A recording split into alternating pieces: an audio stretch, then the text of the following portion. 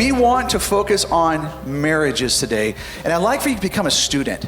And I hope and pray to God that God would just like put it on you and you would take it, digest it, and then you would apply it. If we get healthy marriages, we'll have healthy churches. And I can tell you this, when we have healthy churches, we can transform a nation. Can amen? We can transform a world. And that is if God starts it first in us. You know, every marriage has seasons that feel hard.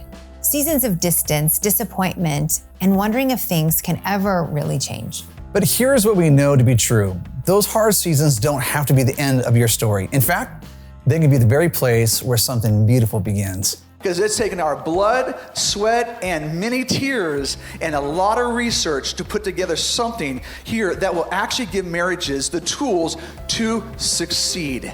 And not just survive, but to thrive. Hi, I'm Terry Kraft, and together with my husband James, we've spent decades walking alongside couples just like you. And what we've seen again and again is that when couples lean in instead of giving up, something resilient grows.